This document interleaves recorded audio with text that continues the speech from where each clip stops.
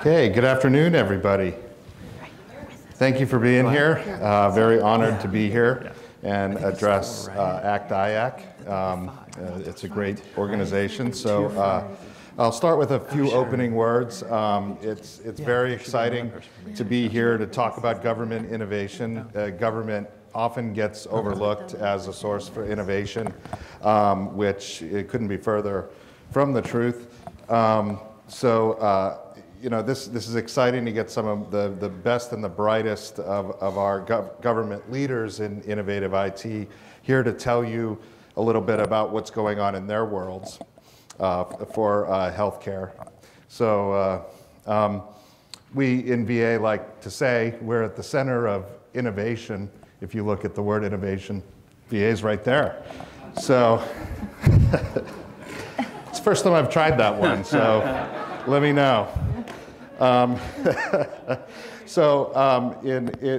times of artificial intelligence, machine learning, edge computing, data analytics, it's really exciting to see how these emerging trends are impacting this industry.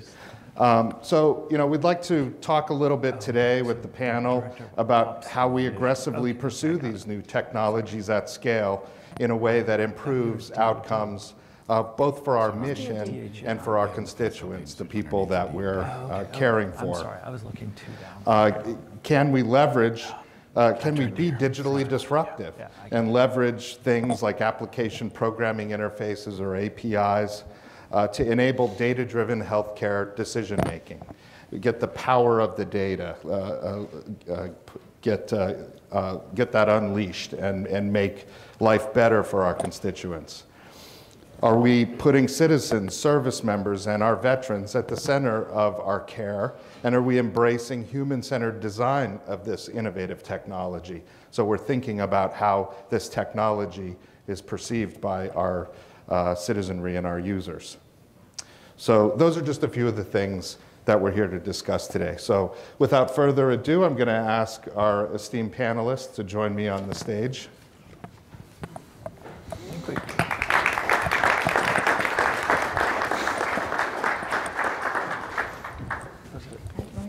Just wherever?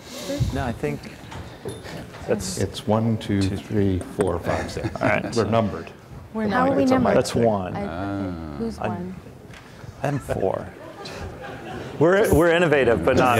We're problem solving. We're in real innovative, time. but kind of bad at math. Yeah. All right.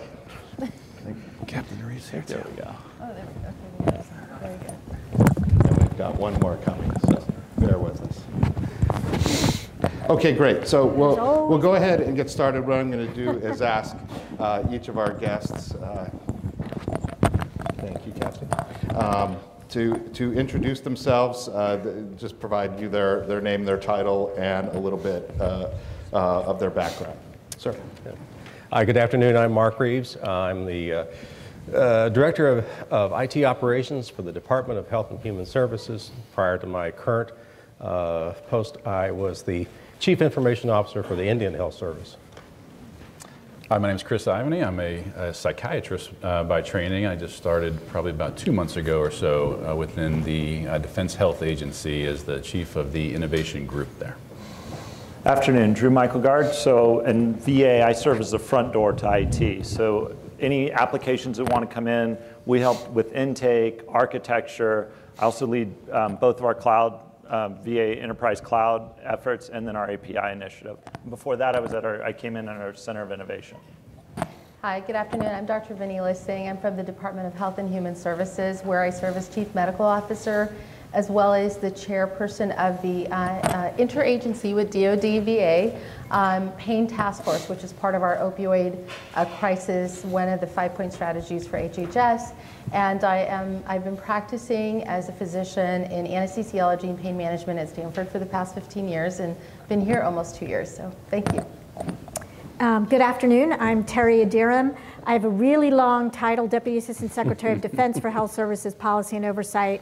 I'm essentially the Chief Medical Officer for the military health system. And I guess I'm in the corporate office, and Colonel Ivany is within our Defense Health Agency, which is a part of the military health system enterprise. Okay, thank you. And couldn't be more honored to be moderating such a fantastic panel. So let's go ahead and jump right in. We've got a series of questions here I'm going to ask, and I'm going to ask each agency to answer sequentially. And then we are going to turn it over to you all for some questions, so there will be some time at the end. So the first question I have for today is, what does innovative healthcare mean to your agency? So why don't we start with the Department of Defense? Well, since you're the head of innovation. I always defer to the higher ranking person on the panel, though, first. Well, so this is, I'll tell you, one thing I've learned since we're coming into the innovation space just in the past several months is that when you say the word innovation to any group of people, they all have a different definition in their mind of what you're talking about or what they're talking about with the word innovation. So for the purposes of the Defense Health Agency in our office, innovation is when there is a process to design and implement hopefully a new and better way, a new and better system to deliver healthcare and achieve our quadruple aim, which is our overarching set of goals for our service members, their families, and other beneficiaries. So readiness is at the core of that goal. And we, through innovation, hope to find better ways to accomplish that. Right, and I'll just add, being from the corporate office of our military health system, is that we always seek to be the tip of the spear. And so I have a bit of a broader view. It's not just healthcare delivery, but it's everything that we do. We seek to be at the forefront and to incorporate technologies, innovations, and data in order to support our readiness mission as well as our healthcare delivery mission. So. Okay, great, thank you. Okay, Health and Human Services, what does innovative healthcare mean to you? Okay, so being from the clinical realm, but being from Silicon Valley, growing up there my whole life, I understand the value and importance of innovation translating into improved clinical outcomes. And I think now more than ever, we certainly need it. As chair of the task force, I can tell you there are different realms. So access to care, we heard about telehealth, telemedicine. I think that's going to be very important, especially in the rural areas when we have these crises, public health crises, to have follow-up visits. In terms of mental health, that was also a question asked earlier. Think about validated mobile apps as a means to help those with anxiety, depression, or other behavioral health or mental health issues. I'm just giving you examples of where I think innovation plays a role. In terms of risk assessment for people who are on opioids or maybe being considered for it, with safe opioid stewardship, you need integration of PDMPs into the EHRs. And so these are things that actually will help address gaps and needs that actually exist. But I think that there's many different realms that have application. Sir? Yeah, yes. You know, I got this definition of innovation out of the American Journal of Managed Care, and it stuck with me because it seemed like an odd reference for them, but they said, you know, innovation is not simply electrifying the covered wagon, and I thought that was completely out of context for that article, but it's resonated and stuck with me. There's actually a sort of a longer definition that I captured at some point in my studies, and about innovation being not just doing something different with new tools, but getting something completely different with new tools out of a process. And so it's that gap that says, here's the extra, and that, to me, that's what innovation is. Great, great. So for VA, it was fortunate we got to see the briefing about the telehealth. I mean, that's certainly been a force multiplier for us. We have a lot of folks out in the country that we have trouble actually getting access to. So, you know, telehealth is doing amazing things for us. But Drew, as one of our leading technologists within VA, what does innovation mean to you? Yeah, so I think it's important, especially in innovation, to look at like very specific areas. So and tying innovation to how we're going to enable us to reach our goals. So in OINT and at a much higher level, customer service for us is a critical goal. That's because we need to be on par with the customer service that's being delivered in the commercial sector. And if anything over the last 15 years we've seen is a great increase in the way that we interact with our technology. You know, all of us with iPhones now expect almost instant service with Lyft or a ride-hailing app. We expect that everything is on demand, whether it's banking, or if I'm looking at my kid's school records, like I want it there, I want it now. So in VA, that causes us to change how we think about delivering that customer service. Some of those ways that we do it is through human-centered design, where we're building our products with the users, either it's veterans or clinical providers, instead of just for them. And I know those words are small, but they do mean something. And when you have a veteran or a clinician or care provider in the room with you and you're designing a product, one is that the features that you come up with were something that I would never think of as a technologist, but we can also deliver much faster because their problems that they're impacting need to be solved now. Traditionally, it was build out a set of requirements. A whole bunch of clinicians or business owners get in a room, build me like 2 inches of 2-inch document full of requirements, pass it over the fence to me. 3 years later, I'll send you something back. That's not super innovative. That's not how they build out West. So we've really focused on customer service. The other thing is that we're focused on is enabling veterans to view, manage, and share their records. So we used to print off, when you come into a hospital, we'd print you off a medical record on paper, which actually was pretty exciting. I still have my medical record from time when I was in the military. The next step was PDFs. Which a lot of people you could do a lot more with, but we're really excited over the last couple months we've opened up or unblocked a FHIR Argonaut compliant API. So now veterans in certain instances can download and manage their healthcare as actual data. So they're not going into a physician's office and handing him a stack of paper or her a stack of paper or trying to log into the portal. They can actually do with their information what they want to do. And so we think that that's pretty innovative. So I just wanted to add on to what Drew was saying, and one of the things that you are probably aware of is that back in May, the VA entered into a contract with Cerner and Department of Defense. We are implementing a new electronic health record, which is a Cerner product. And back in September, the two department secretaries committed to implementation of one iteration. So the big innovation for both departments is that we're going to have one instance of an electronic health record. And to your point about what is it that the people, our customers, or our patients, or service members and veterans, what do they want? They want a seamless transition from their health care, from the moment of accession all the way through to care at the Department of Veterans Affairs. So for us, that is probably one of the biggest innovations that we're going to be able to bring to our service members and veterans. So, yeah, that's a great point, Terry. And it is, if you aren't plugged into this, this is one of the largest, if not the largest, electronic health record modernization efforts that's ever occurred in the world. I mean, this thing is massive. So, and to get to a longitudinal health record, that takes from the service members' inception to their final days, have one record. That's pretty astounding. And just think about this too, about 25% of people who enter the military were military brats. They were children, so we could theoretically have data from cradle to grave. Right. And we have 9.5 million beneficiaries. The VA has enrolled about 9 million, so we're close to 20 million lives that we're going to have data.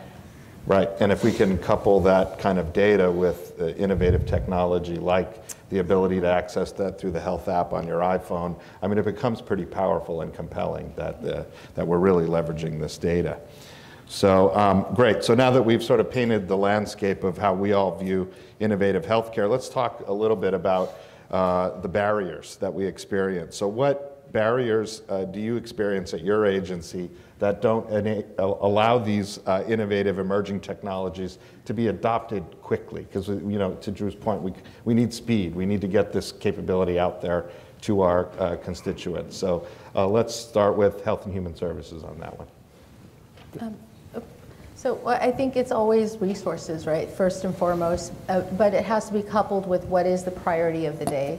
So I think from a public health perspective, if your priority is in addressing those issues that have gone all the way to the White House, whether it's opioid crisis issues or the endeavor to reduce drug prices, I think that's where you're likely to have less barriers. But I just want to step back in terms of addressing other barriers. When we talk about EHRs, I just have to say that The big issue, and I think HHS is doing a great job in addressing this, is the clinical administrative burdens that have emerged.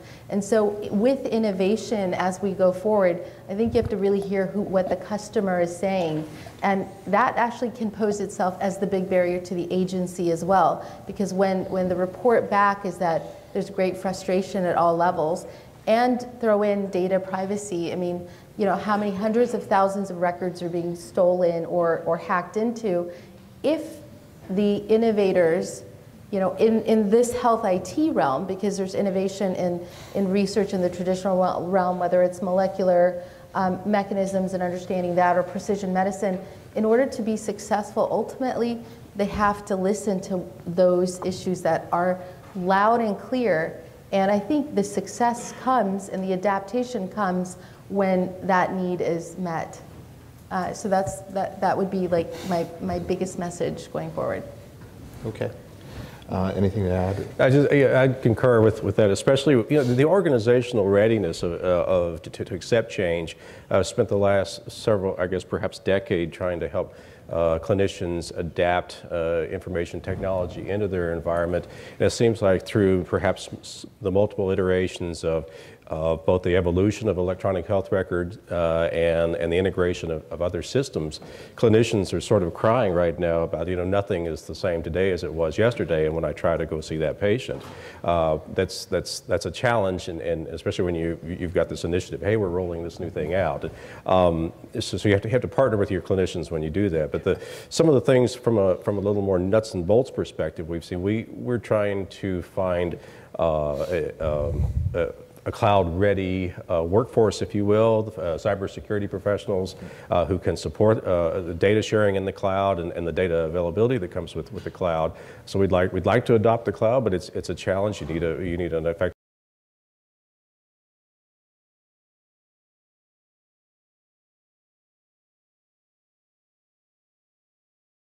brokerage model, so you can purchase cloud services with effective SLAs and so on and so forth.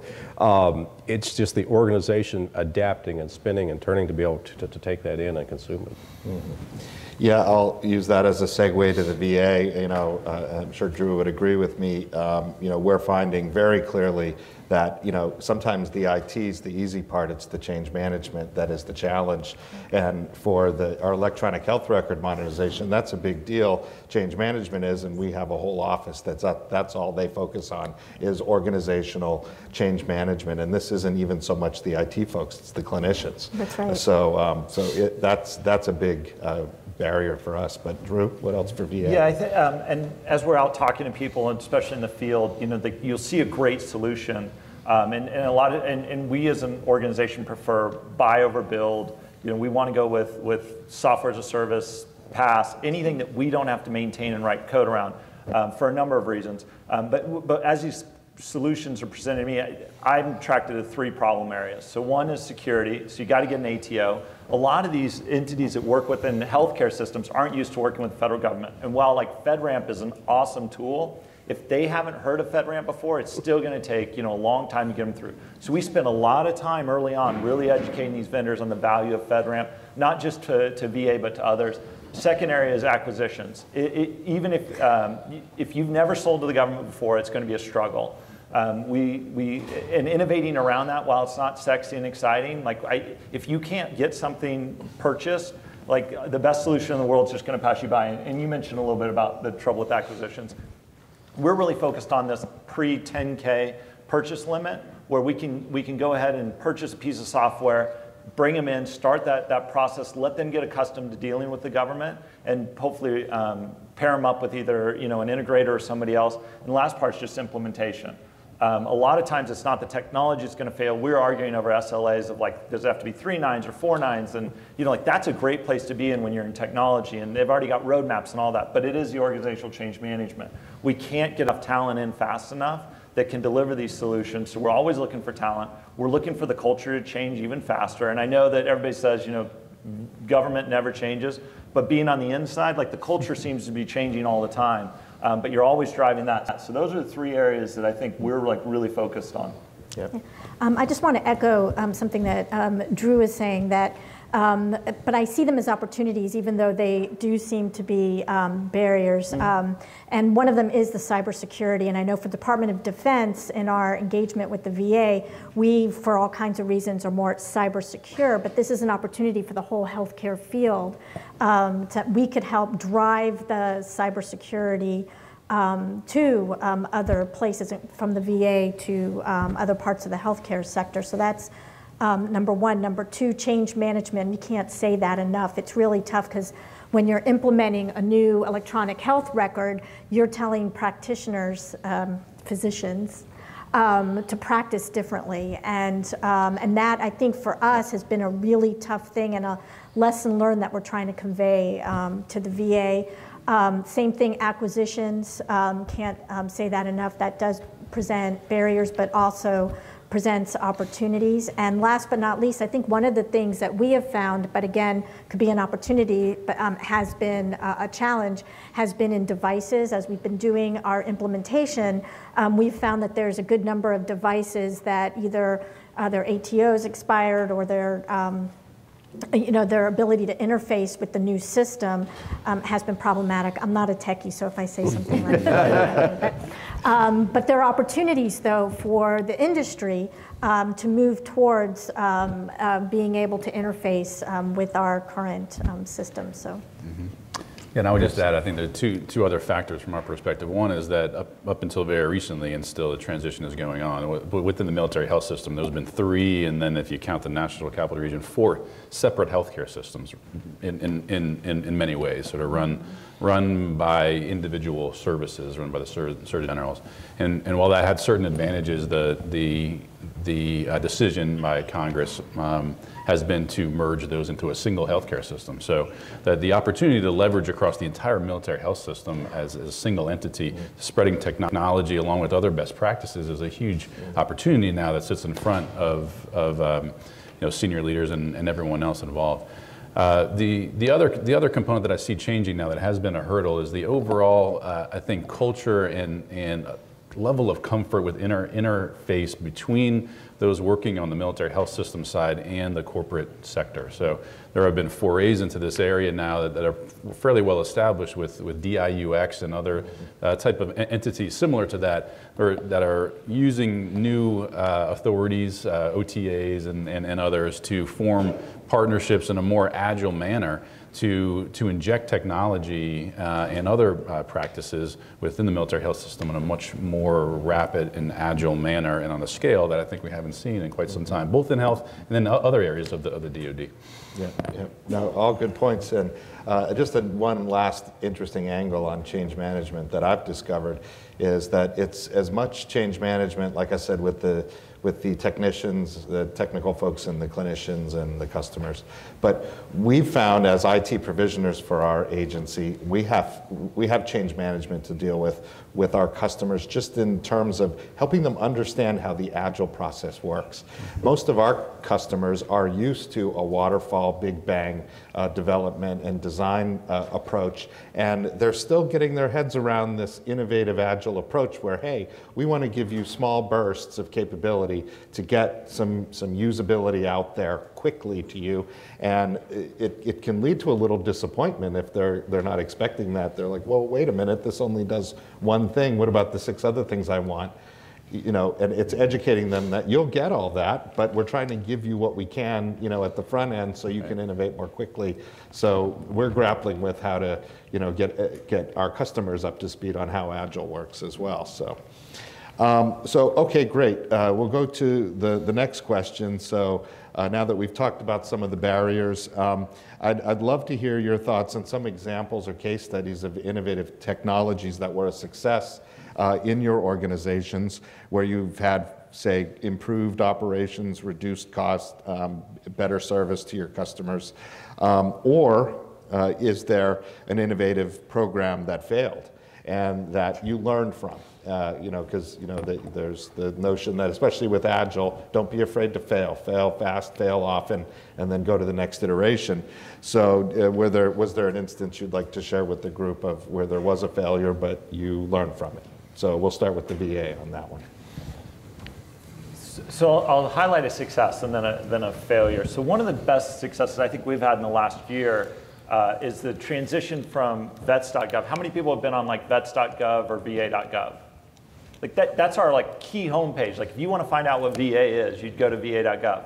So we totally revamped va.gov based on a lot of learning, a lot of failures on that side. That was one of our first apps that we were hosting in the cloud, where we applied human-centered design. But the result was 80% of the services that most people come to for the VA are accessible from one page on the home page.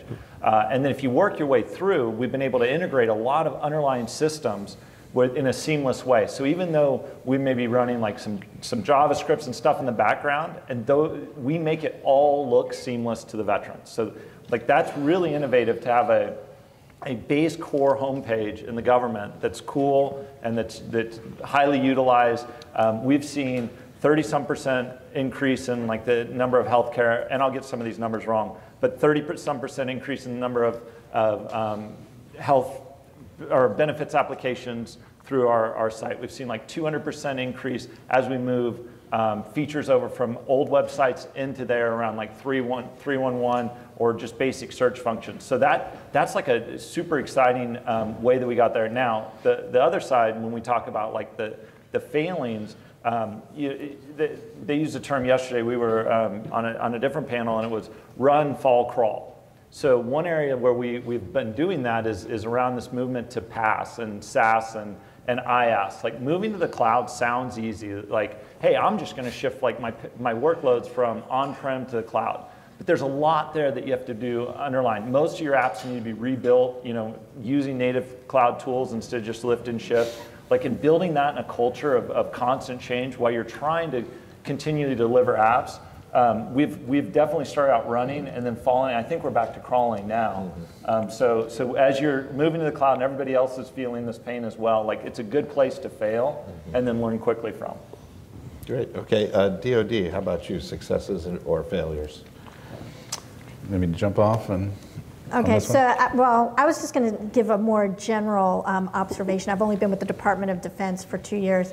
And one of the things that I see where we've had challenges in being successful is when we work with the VA on certain activities, including IT type applications, because of the different ways that we do business. One of them would be joint credentialing, which is we're still struggling with being able to do that. It sounds really great, but it turns out to be a lot harder than we anticipated. We don't want to give up, but it's something that takes a lot of intense planning. But because the two departments do business in a different way, different statutes, different regulations, it's made it really hard for us to be successful with that. But I'll let you talk about our successes. Okay, that left me the easy part. I think one of the areas in which we've had fairly good success has been in the effort to capture patient-reported outcome measures in an automated fashion and then use them within the healthcare system. So, because most people are familiar, the overall drive towards value, right, is the clinical outcome essentially divided by the cost that it took to achieve that outcome for the patient or other beneficiary. So within mental health care is a good example. We're able to construct internally what's called the Behavioral Health Data Portal, which is a automated system that exists now within all Army clinics and many Navy and Air Force outpatient mental health clinics, where soldiers or other patients come in and prior to seeing their provider, they complete in an automated fashion a screening tool which has been designated by the provider based on their condition that rates their perspective on how much better or not their symptoms are in each of those categories. So that populates into the cloud and is shown back to the provider at every visit and then tracked longitudinally over time. So no matter where within the world that you're seen within any military health system clinic, that's all available to the provider over time in a longitudinal tool. So it's been really critical in helping providers to see their patient's view on their symptoms over time, which are oftentimes very different than what the provider thinks the patient's symptoms are doing. It's not as concordant as we may hope from a provider standpoint. And also then to use that data at the hospital and then even the whole healthcare system level to determine as our actual metrics of whether we're being effective. So we get caught oftentimes in using process metrics as proxies for outcomes. In many cases, how many appointments did we deliver? How many people did we touch? But it's rare that we get the true voice of the patient who's receiving the service and you're actually measuring the reason that they came in. They came in for PTSD symptoms. Well, how much better are your PTSD symptoms? That's the outcome that I care about in the clinical space. So incorporating that, we have now I think we're over 5 million uses of the behavioral health data portal across the military healthcare system over the course of the past probably 7 years or so. It's been in development, maybe 6 years. And I think that's been something that we've been very proud of over time. And I would say that is probably the shining star with regard to our data collection and our ability to use data. But we also have a site called a CarePoint site where we have our enterprise-wide measures and data. We have 60 some odd core measures. And a lot of these measures are accessible to our patients. So we have a transparency, which is, I think, innovative, having spent most of my career out in private sector healthcare. That's something that we're doing within the federal government, which is perhaps a little bit ahead of the curve with regard to how we use data. Yeah, and that's very interesting. That kind of keys off of some of my opening comments with harnessing data. We, especially in government, have so much data that we're stewards of on behalf of our citizens, that if we could, whatever we could do to unleash the power of that data to help them and to better their lives, I think that's a great idea. And to piggyback off of your comments, Chris, VA has a similar effort. It's called the Million Veteran Program.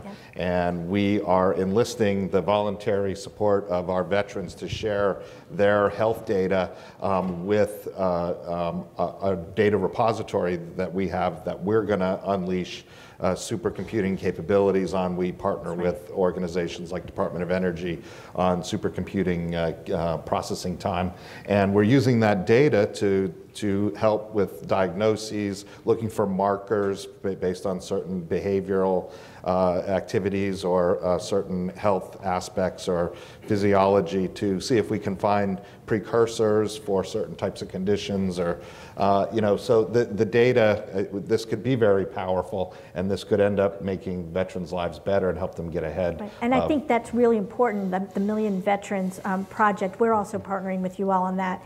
And it's important for developing models for predictions, predictions for cost, predictions for health outcomes. So we're very interested in predictive analytic models, and we have some projects that we're working on, but I know that's what you all are doing with the Million Vets Project too as well. And nothing more innovative than predicting the future, right? That would be great. So I think we're at about 750,000 veterans in the program. So any of you vets out there who want to sign up, go to the VA website and please volunteer for that. It's a great effort. Health and Human Services, any thoughts on successes or failures? Well, I think one of the big observations coming from private into public is seeing the silos that exist, and everybody knows it. It's across all departments, and I think minimizing the redundant efforts and bringing them together obviously make things more powerful and more likely to show improved outcomes. And I think that's something that I definitely observe right now is a major priority to minimize those silos, to connect through measures like KidneyX or LIMEX, where they're bringing public and private folks together to use their resources for research and innovation and improved outcomes and bring everybody to the table. Because even in my endeavor at the task force, we just had 6,000 comments, 200 medical organizations, and everybody coming forth with their own perspectives, but how do you connect it all? And I think that at the end of the day, ultimately the government and our large agencies, all of us have that capability to bring folks to the table. And so even that expertise lies within HHS or not, it's out there, and we know that there are folks who are in the weeds, and so bringing that together is what I think will enhance and allow for more success. So that's maybe a barrier or a failure. I mean, I don't like to use that word because I think we learn from all these things, and seeing that silo, continued issue, but now being addressed, openly discussed, is something that I look forward to. I'll just add a couple of examples for some of our innovations. We're going through a process right now, and it appeals to the larger group, where we're moving our office productivity tools out to the cloud for the back end, and then bringing the productivity suite so that it's sort of platform agnostic, and so it's accessible everywhere. And I'm not someone who really kind of goes for that, but then the other day somebody needed something that I'd been working on at my desk, and I picked up my phone after hours and sent it to them, and well, that's a success. So that was good for me. So I don't know. But there's a couple other examples. When I was at the Indian Health Service, we had all this patient data, much like the other health systems, longitudinal stuff. Natives they tend to be born in the community. They may be seen at the Indian Health Service clinic, live their entire life in the community. Maybe they go over to the DOD and the VA, and so there's some opportunities there as well. But their entire record can be in a single location. We have all this data, and we turned some very established business analytics tools to start looking at that data in a new way and in a much more agile process. And they have been able to pull out outcomes and do different models and manipulations than the traditionally built applications would have been. So you're absolutely right. Like there's like a treasure trove data there at IHS with all the issues, and now we have this capability and understanding how to apply it, how to use that data and turn it into improved outcomes. But I mean, that's just such a perfect example. Yeah. Great. Thank you. Okay, next question. So I talked a little bit about predicting the future, right? So what does the future of innovative healthcare look like to all of you? So let's start with DOD on that one. Sure, I'll take a shot at that. I think within the DoD, the future of innovative healthcare involves an overall transition from how we view our hospitals from a brick and mortar centric type of a perspective now to more of a platform that engages our beneficiaries in more different and more frequent ways. I think one of the big advantages that we have within the military health system is that we're part of essentially of the same organization that our beneficiaries are. Right? So we're able to leverage the environment in which they live and work hopefully for their benefit in a way that other healthcare systems I think would be very envious of their ability to do. So things like putting mental health clinics within schools on post. Right? We have 74 clinics now where providers actually work within those schools. All tech enabled, and they can work as part of the community where military kids, Army kids who have mental health conditions, we can work with their teachers and counselors, providers, much more convenient, less time away. Those types of things we can do, how we have done in the past, to leverage the physical structure.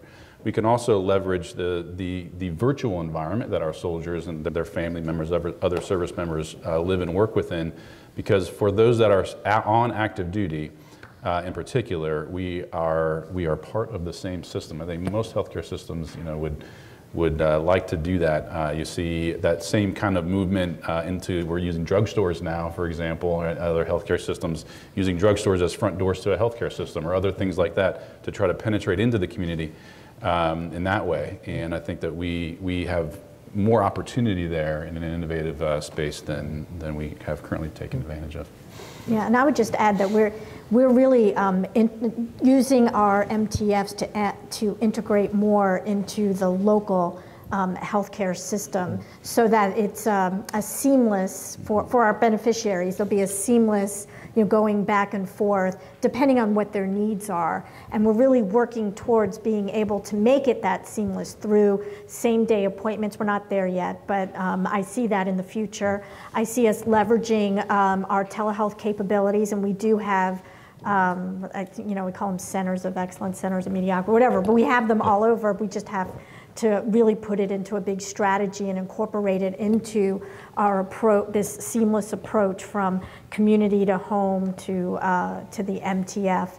I also see for our military treatment facilities, I keep calling them MTFs, hospitals and clinics, we really want to move towards using them as platforms for educating our practitioners for the battlefield, and also leveraging them to care for those in the community. So we're starting to do a lot of this, and our healthcare system in the future is going to look probably a lot different. Mm-hmm. So. Okay, Health and Human Services, what do you think about innovative healthcare in the future? Robots and everybody on their Pelotons. No, I mean, I really often sometimes think about that. I'm like, we're not moving, and so we're going to have everyone doing everything, and we're going to have to be on the Peloton or whatever, treadmill or cycle you like more. And I think that is actually already real.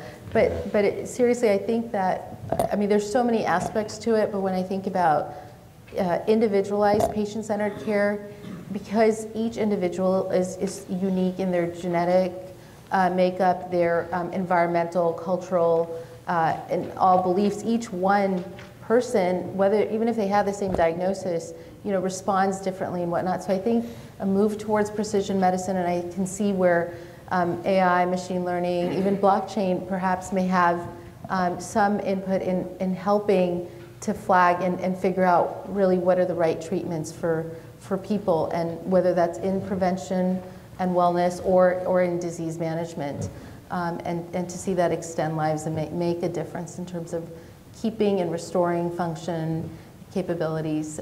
So that would be the big picture. Okay, great. Well, I'll just add 85 rides since Christmas, so I'm on my Peloton. So, Wow. Yeah. To me, in interacting with healthcare providers, and I don't have a whole health background, I have an IT background. The idea that I could take personalized data and personalized predictive data and interact with my provider, to me, that's sort of a model that, as an IT person, that's where I think that could have a lot of value as far as that interaction with the provider. So. VA. Yeah, I think that the best innovation is going to come from those that are closest to the problem set. So VA we have an enormous healthcare system, and then we have benefits administration that is huge, and a lot of the solutioning despite my best beliefs doesn't come within the Beltway.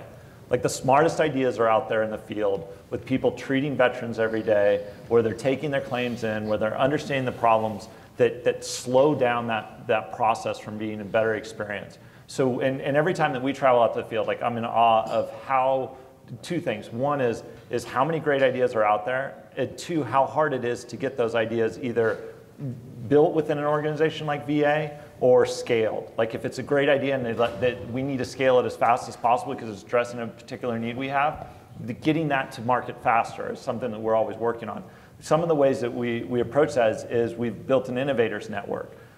Through a lot of work from our Center for Innovation, we bring in these amazingly talented presidential innovation fellows who are driven for 2 to 3 years to tackle our hardest problems. And we push them out to the field to work with physicians. And we back that with training. We're retraining our workforce, so we train them in human-centered design, product management, how to deliver agilely. We talked about that on the software side.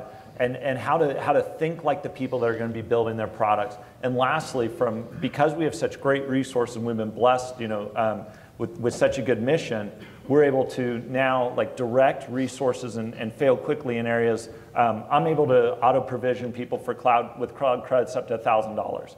So on either of our commercial clouds, as a developer, you can come in, it's automatic provisioning.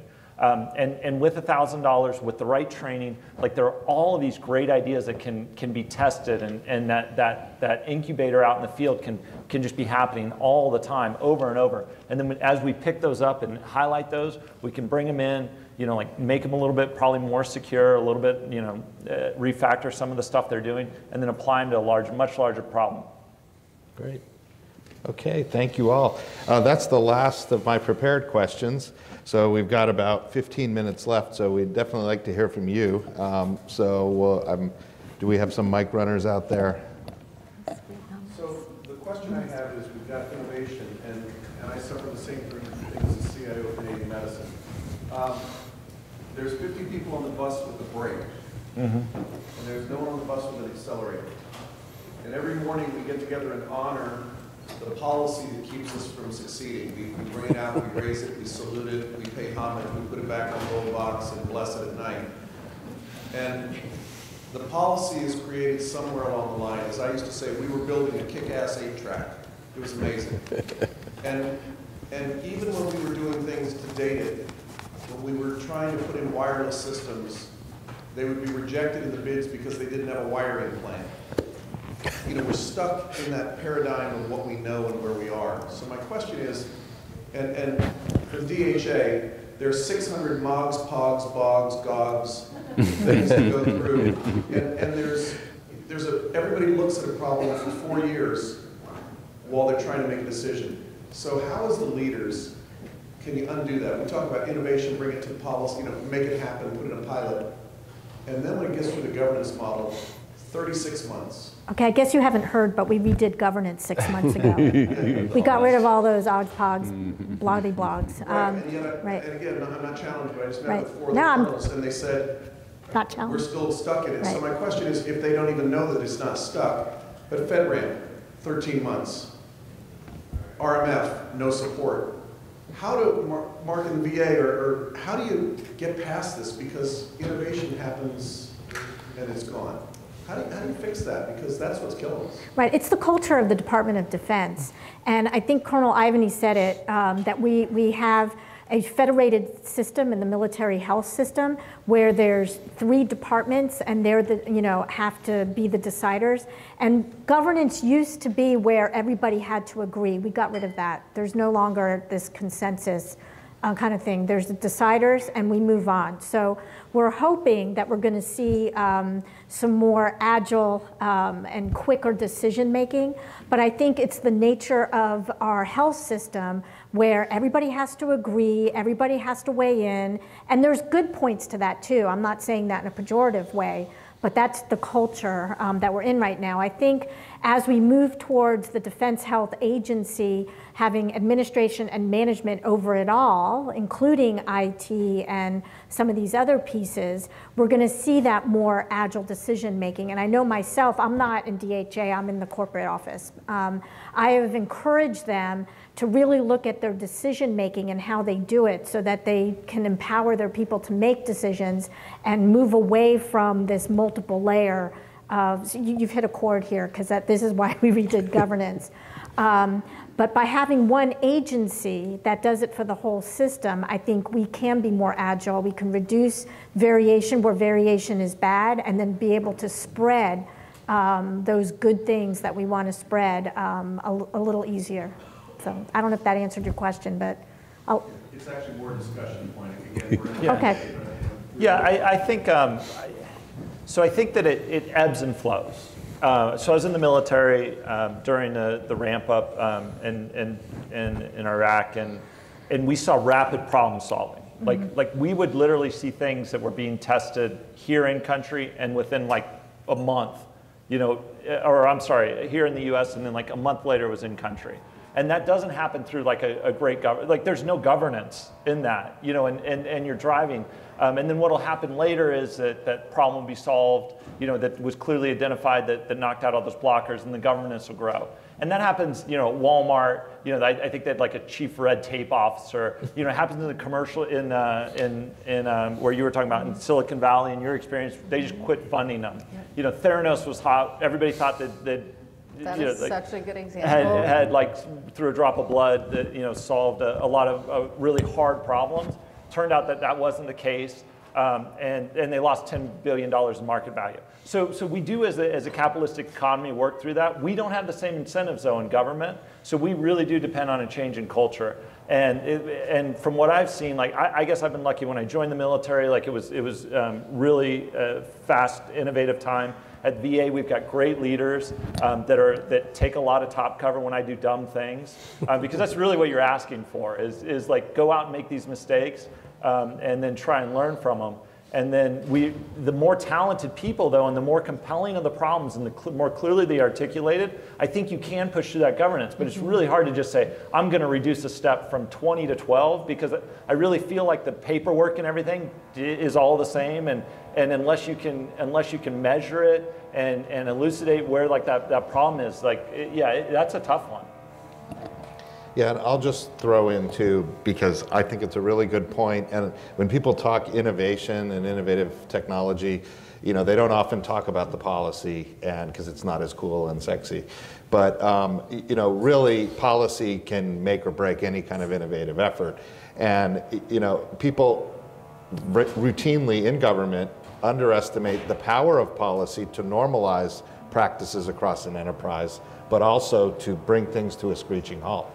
So, it's really important that leaders question policies along the way and adapt them. Agile is a term you can use. Your policies need to be agile too. You can't write a policy and expect that it's going to sit there for 20 years and it's going to still be relevant. As leaders, we have to question. When somebody comes to us and says we can't do that because the policy says we can't, you need to ask why. Because I can tell you, before I came to the VA, I was in the Pentagon CIO's office for 12 years. I owned the cybersecurity policy portfolio. Either you're welcome or I'm sorry. And I can tell you 9 times out of 10, someone came in my office and said, we can't do this because your cyber policy tells me I can't. I said, show me. And 9 times out of 10, it didn't say that. That was an interpretation that was self-inflicted. So we need to ask questions. Policy is a good thing, but it needs to be managed very carefully. Yeah, and I didn't realize how important policy was until I worked for Dom. He's one of like the best policy thinkers, and I'm terrible. I was really horrible at policy, and now I'm just terrible at it. But he is amazing, and when you have leadership that understands policy and how to guide it, I would love to have executive leadership just locked in a room creating policy of what we want to do. But we can't really lock you in a room. We got to keep you coming out. Okay, any other questions? Sir. Yeah, hi, I'm Dr. Paul Jerison, Ledger Corporation. So each of the agencies, DOD, VA, and CMS, has a mandate to move toward value-based care. Where do you see the IT innovation that's going to help that to be successful? It's been a long time coming. So what is your role in achieving success, both in terms of outcomes and affordability and efficiency?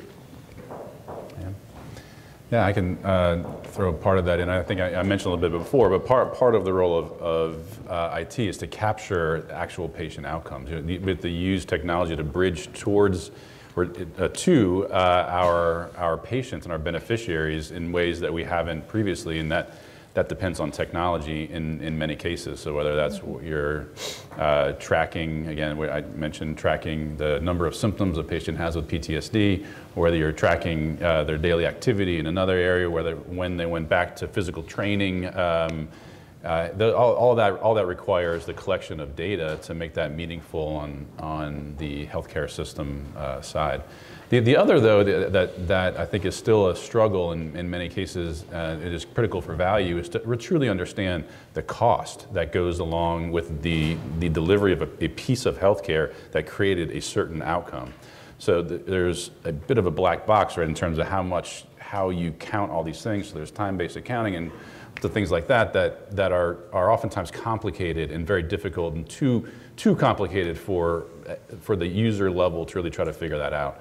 So I think with different technological approaches, just as characterize it broadly, can help us to better understand what the true cost is of the care that we're delivering, to put the denominator in the value equation. Okay. Last question. Okay. Okay, I guess That's you. So we have a very good mix of all day, and I think in both panels, we had the question of what is the future going to look like when the tapers run 10 years from now. So I was listening for genomics, because the million veteran deal with where we have Department of Energy with any one of those centers has nation-state compute power. And we've talked about mental health, and we look at ontologies that have, you know, you can do 8 billion calculations to assist in the healthcare elements. And at the same time as CMS, we have now $2,800 for a genomics test, which is billable code, when it takes $800 to run a full sequence. So we have a unique opportunity with the Defense Department and VA to run genomic profiles on our patient population and then stimulate, fast forward, I mean, on a rocket, next generation of health, like precision prescribing, precision diagnostics, epigenetics, you know, I would say social determinants of health, all of them based on a generic profile. As an inner city person, I'm going to be affected a lot differently because I'm out of the inner city when I'm in a firefight than my counterpart who was Montgomery County who never heard a gunshot, or my other counterpart who's Oklahoma that killed animals every weekend. So those are the kinds of things that I think if we throw the genomics on top of that, we get to boost the rocket to the nation and if not the world's, we'll call it precision health. Yeah, not sure, like totally question. I think I followed you. I think one of the key roles the government plays is, and you touched on it a little bit, is that base research. Like I have no idea what's going to be awesome in 10 years. If I did, I probably wouldn't still be in government. I'd go and make a lot of money on it. But where I see us in all of our agencies is we have been vested with a lot of trust. We have great political, you know, like our country believes in us as organizations. And you can't say that across the whole federal government, so I think we're all individually lucky in that manner. And if we're able then to really focus on those things that are expensive right now, it used to cost, I mean, like the first time they sequenced the human genome was orders of magnitude obviously higher than it was, and now you can do like 23andMe.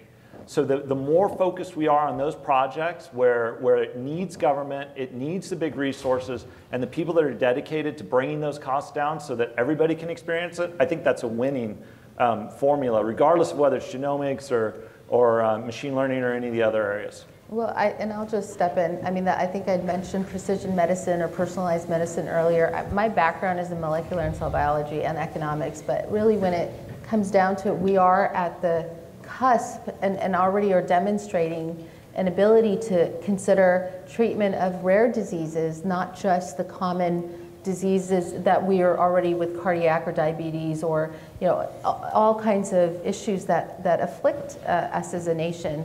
And I think that that's precisely where we are headed with the CRISPR, you know, Cas9 protein movement and flagging not only, again, the genomic background, but the cultural, the environmental, the understanding, the belief system, and coming to better health solutions for an individual, because ultimately one size does not fit all, and that actually is what gets us in trouble with the reactionary policy sometimes, which is, you know, makes the pendulum go one way, but then it hurts a bunch of other people who it didn't consider. And then also how technology can help flag those as a clinical assistant so that physicians and you know, NPs and PAs and all our, you know, healthcare providers can actually go and you know, do the best that they can for that individual person. I think that cannot be underestimated, and it is very exciting times right now because of that wealth of information that we have just at our fingertips where we can actually address what people have. And remember, no one is, even when you have the same diagnoses, people have comorbid conditions. I mean, so it's never the same. It's not in isolation that you're treating a patient. they, one person with diabetes may have something and that the other person with diabetes doesn't. And so, whether it's PTSD or other things. But I think it's a great question. Okay, well, great. Thank you very much. I'd like to thank my esteemed panelists here for their fantastic insight. I'd like to thank all of you for coming, and just my take out of all this is there's good news and bad news. It sounds like we're going to live healthier, happier, longer lives. The bad news is we're going to all outlive our 401ks. So suggestion to ACT, IAC, maybe bookend this with some retirement planning panels next time, and it'll be a good set. So thank you all very much.